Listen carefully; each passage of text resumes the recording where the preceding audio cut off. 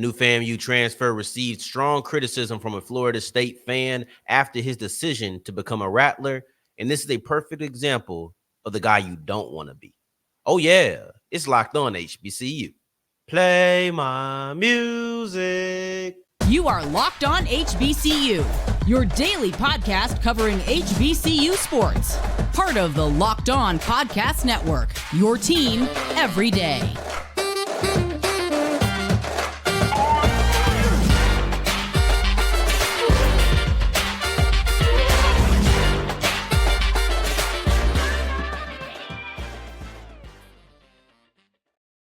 What's going on, family? Welcome back to another episode of the Locked On HBCU podcast, your number one daily one-stop shop for everything HBCU athletics, Monday through Friday, part of the Locked On Podcast Network, your team every day.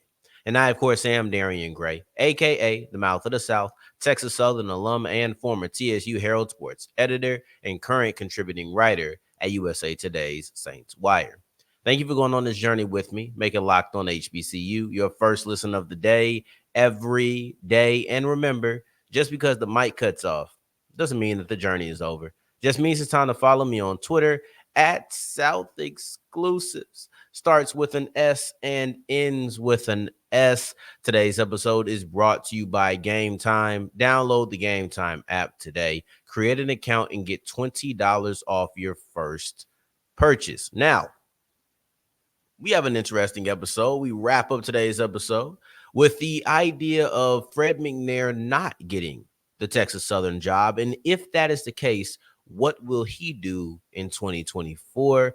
Prior to that, Bhayshul Tuten's success at Virginia Tech in their bowl game brought up an interesting thought that I've had for a while, but I wanted to bring it to the platform. But prior to any of that, I want to give you a perfect example of the guy that you're not supposed to be. So you have a new Florida A&M transfer, right? And he's not the only one, but Rodney Hill, a running back from Florida State, is the person who this comment was made about. He is just committed to FAMU at the moment. His former teammate and will probably be future teammate if everything stays the same, Demore Tate, has actually signed on as an early signee on December 20th, right? But when Hill announced that he was going to transfer to FAMU, there was a specific Florida State fan that came in with a strong amount of criticism. And I'm not going to say it was all the way unfair, but I don't feel like it was his place to speak on that. Now, I understand what it's like to be a fan. I think we all understand what it's like to be a fan, even if we're not like, okay, for example, I'm a Saints fan. I was a Saints fan well before I was writing for the Saints. And to this day, I'm still a Saints fan, right? So I still have the thought process. I'm trying to get out of it and be more of a journalist, but I understand what it's like to be a fan. And I'm kind of nearing that fence. I'm not quite on the fence, but I'm nearing the fence of journalist and fan. And sometimes we look at things from a fan perspective. But even if you're doing that, I believe that guy is completely out of line. I'm not going to name his name. I'm sure that you have seen it. But if you haven't, basically the gist was, if this works at Florida State, he's in the league. If this works at FAMU, he's somewhere, right? Let's just say he said lesser chances. But it was something worse than that. And I'm okay with the notion because I understand the road is harder at FAMU. What he said is not wrong, or let me not say it's not wrong. The sentiment that I expressed that it's more difficult to make it at FAMU than it is at Florida State is not a wrong notion. It's one that we all agree with. I don't think we really want to hear it all the time, but it's a true statement. And that's what makes some of these guys who make it to the league even more impressive, because we understand the fight you had to put up in order to get to that position is much more difficult, because you're not being scouted as hard as if you were at Florida State. But here's my thing on why I say this is somebody that you're not supposed to be. I feel like he went at the guy. I feel like he went at the player. And it's one thing to be frustrated with, and it's a different thing to be frustrated at. And I want to explain the difference and why that's so important on the person you don't want to be. And this is not supposed to be some sort of moral high ground or anything like that. It's just, man, you don't know what's going on why that person wanted to go to FAMU as opposed to staying at Florida State. And as a fan, it's not really your job to think about what those decisions are. All you need to see is that Rodney Hill left, and you can be upset about it because of what Rodney Hill's departure does to your team. And maybe you were excited about Rodney Hill. I completely get that. I completely get that. But once you start going at him, and I feel like it wasn't just it was personal. It seemed clearly personal. And I know that a lot of HBCU fans who responded back, they took it personal because it was a slight towards an HBCU.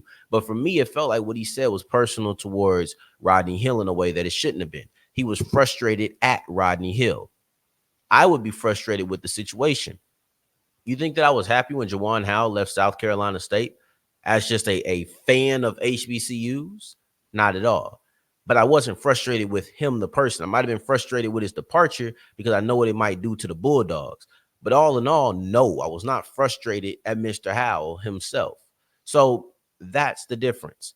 Be frustrated at the impact of this move. Be frustrated at what the void will do to your Seminoles. I'm okay with that. But the minute you start addressing this guy and not really understanding, especially because I feel like he's probably a grown man. If you want to say these things in the comfort of your own home, I get it, right? I'm not knocking free speech and all that other good stuff. But what I am knocking is going at this person and not understanding everything, because it's not your job as a fan. But once you come on and you speak towards that person like that, now it is your job. I do feel like you are now obligated to take into account all of the things that maybe aren't even football for the reason he wanted to go to FAMU. Maybe he just wanted to go to the Rattlers. Maybe he felt like opportunity was better there. Maybe he felt like it was a better fit for him as a person. There are so many other aspects at play outside of just I want to be a Seminole versus I want to be a Rattler for what's happening on the field and what my chances are in the league. That's why I just be quiet on certain things, because I ain't ready to get into all of that. So let's flip the script, right? We know that Rodney Hill went from Florida State to FAMU, but what if Hill went from FAMU to Florida State? Would we still support him? Now, I've thought about this for a while, but Bhayshul Tuten's performance, now that he's at Virginia Tech, the former North Carolina A&T running back, his performance in their bowl game really got me to thinking, this is really a question for you, are you supporting HBCU players who leave and go to another school? Are you supporting them at their new school? Let's look at this whole conversation as we continue with Locked On HBCU. Today's episode is brought to you by Gametime, and Gametime is the number one place for last-minute tickets. I plan on going to the Pelicans versus Mavericks game on MLK Day, and I'm gonna be buying my tickets on Gametime. And if you're new to Gametime, then you'll get $20 off your first purchase. But it's not just sporting events, right? I don't just have to go to a Mavericks game or a Cowboys game. I can look at what concerts are around. I can look at what theater plays are around. I can look at what comedy shows are around. And that goes for everywhere. It's not just because, oh, he's in the Dallas area, right? Like, it's not just that. Maybe you're in Omaha, Nebraska. What's going on in Omaha, Nebraska? Let's go ahead and pull up the Gametime app. You can find something, right? It's that easy. It's that effortless. And it's up to you to go to Gametime, create an account. And if you're new to Gametime, you'll get $20 off your first purchase. Let's go to Gametime, download the app, and create an account. As we continue rolling on today's episode of Locked On HBCU, I appreciate you for making this your first listen of the day every day. And remember, soon as I'm done talking, you can check out Locked On Sports today. Doesn't matter if you're listening to this right when I dropped it at 5 a.m. or maybe you're listening to it at 5 p.m. You will have a stream, 24/7 stream Locked On Sports today, so you can check out anything at any time. Now, we looked at a player who went from Florida State to FAMU and the tensions. And well, I just don't want you to be that guy, because you look bad. You look bad, especially the older you are going at these kids like that. You look bad. But let's flip the script. If he was a FAMU player who went to Florida State, are we supporting I have my answer. I'll give you my answer. I'll give you why this is important or why this is being asked today. And then also, I'll look at what I think most people are doing. So, Bhayshul Tuten, the former North Carolina A&T running back, who I thought was just absolutely excellent in his last year with the Aggies, he's now with Virginia Tech, and I've been keeping an eye on him. I've been wanting to see what's going on with Tuten. I'm not tweeting about it and whatnot, but I've been wanting to, what's going on with Tuten.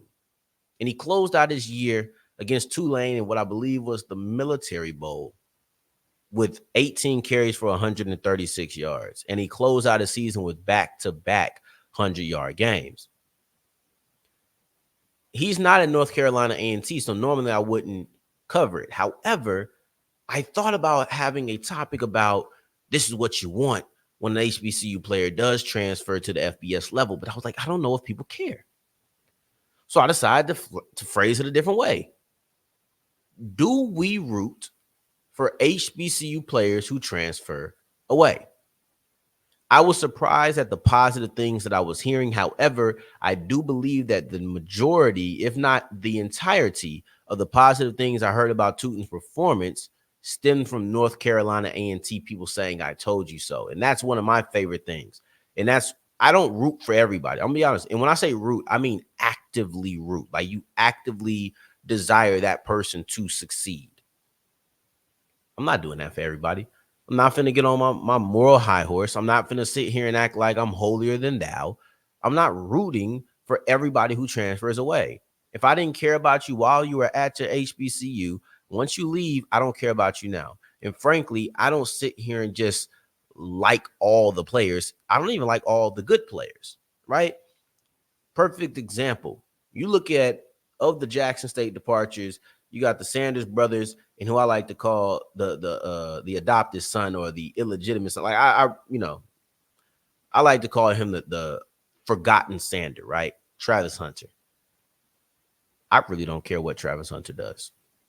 Be honest with you. I could care less. It means nothing to me. But I am pretty happy to see what Shedeur does. When Shedeur was looking good in the beginning of the season, I was happy because I wanted him to succeed.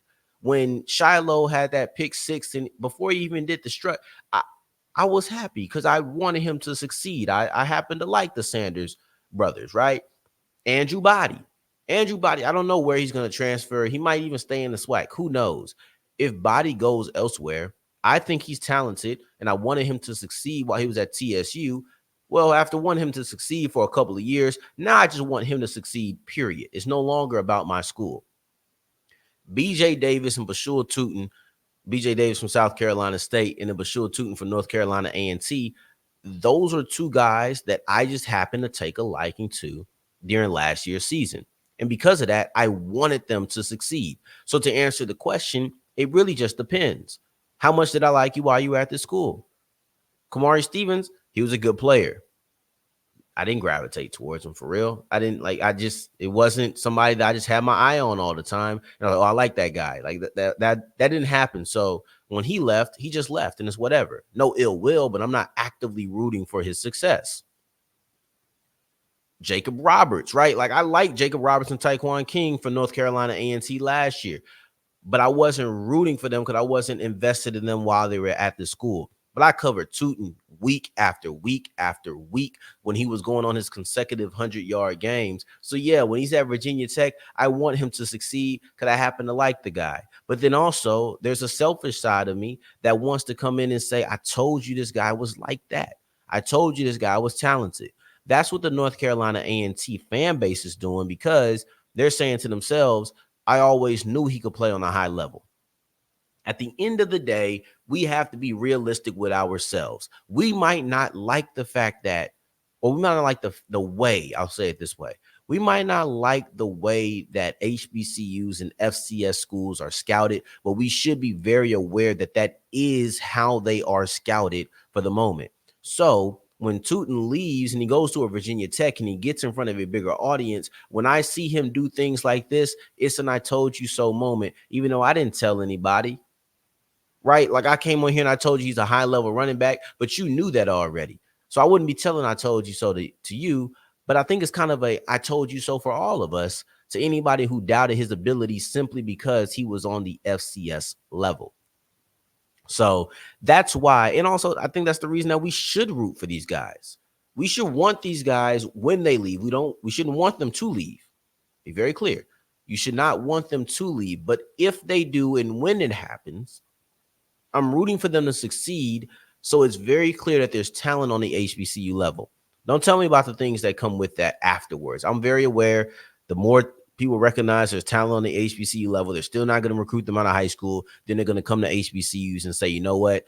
We like the running back from here a while ago. We're going to get another running back from here. And then what do you know? They produce running backs frequently. We can frequently come to this well. I get how that can be a downside. But for the moment, if I like this guy's game once we're in college, right? If I like this guy's game in college on the HBCU level, yeah, I'm want him to succeed on the FBS level. It's just that simple. Now, as we move forward, we're back. Texas Southern, Fred McNair. But I want to look at a different angle prior to the Board of Regents meeting on Thursday morning. I want to look at one last angle for this. And that is, what will Fred McNair do if he isn't coaching Texas Southern in 2024? Today's episode is brought to you by FanDuel, and FanDuel is the official sports book of the Locked On Podcast Network. Now, if you're new to FanDuel and you put down a $5 money line bet and you hit, right, you got to win. If your team wins, you get $150 back in bonus bets. Now, to me, that's just about knowing your stuff. But outside of that, you got the basketball, or you got the NBA, you got college basketball, you got the NFL, you got bowl season. There's bowl games on every single day for you to make money on. It's just that simple, right? If you want to go to FanDuel.com/locked on, go ahead and go and get on this bowl game. You go look at your phone.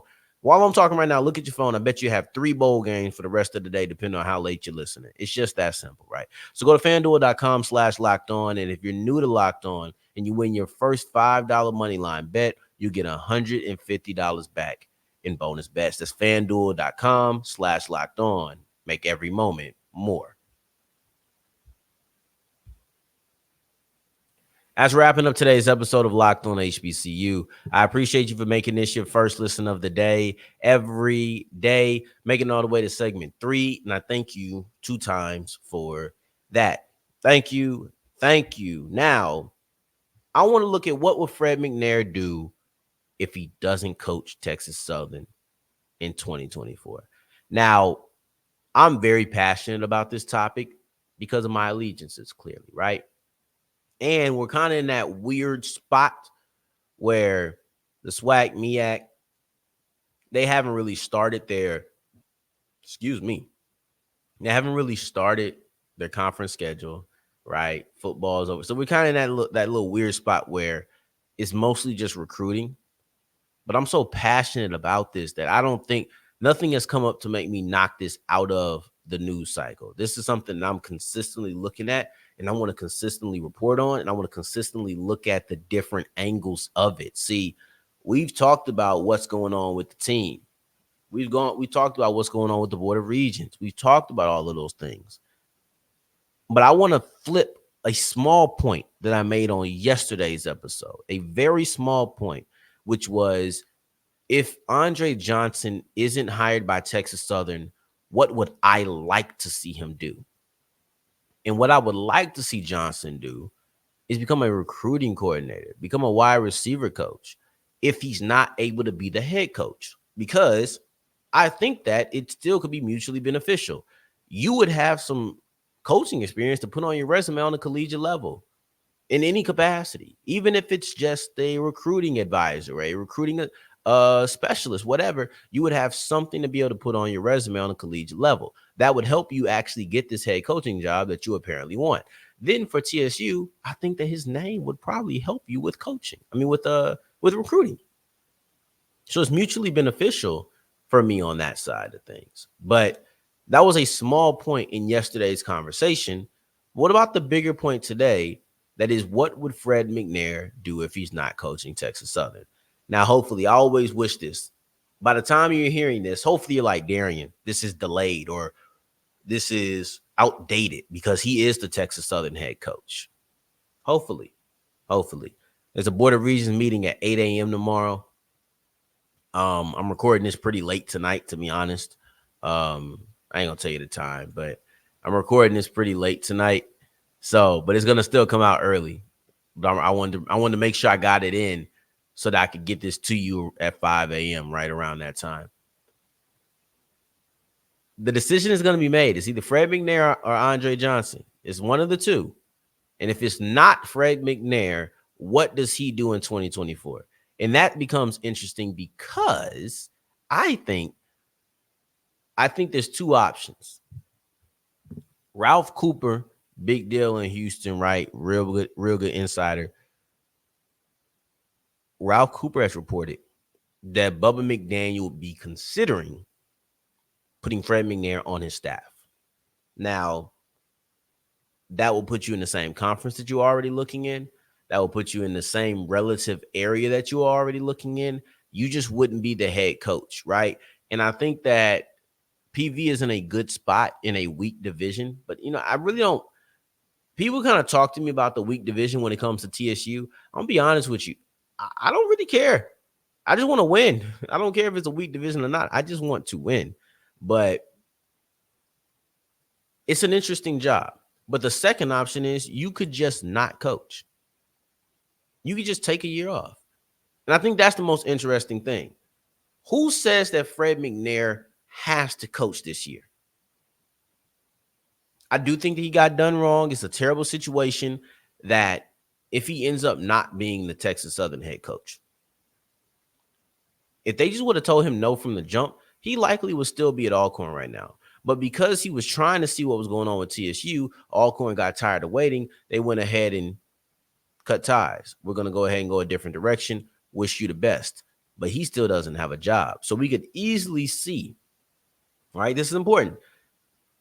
Right now, and I'll try to post this on Twitter if it doesn't happen well before, right? So maybe midday on Twitter. There is a situation, right? There is a situation or there is a scenario in which we could see Fred McNair not be the Alcorn head coach because that job's already taken and not be the Texas Southern head coach. If that happens, there's a couple of scenarios that could happen in the ensuing couple of days, weeks, depending on how fast this moves. He could possibly become an assistant head coach, some sort of offensive staff member for Prairie View, or he could just decide not to coach. If Fred McNair is not picked up by Texas Southern, he just decides not to coach, or if he decides to go to PV and is a part of their staff doing something, he'll be the 2024 Chennis Berry.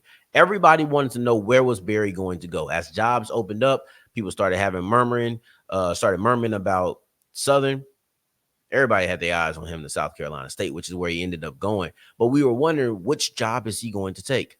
That's Fred McNair in 2024. He will be the hottest commodity on the coaching circuit in 2024 between SWAC and MEAC teams if he is not picked up this year. It's just about, does he want to sit down or does he want to coach somewhere in 2024? In 2024, in this upcoming football season, does he want to coach somewhere or does he want to just kind of relax for a year and watch the game from a fan perspective, or as relaxed as a perspective as he can have as a former multi-year head coach could possibly watch games when he's not coaching? That's all it is. But hopefully tomorrow I can lead on and say, well, Fred McNair is the coach, and I can follow it up with what's next, or I'll do that regardless of who it is, whether it's Andre or Fred. I just want a freaking decision. So please allow me to have that. Now, that's what we can hopefully expect on tomorrow's episode. If not that, then we'll just go with the Feature Friday route. But in the meantime, in between time, until next time that we hear each other, family, take care, stay blessed. Peace.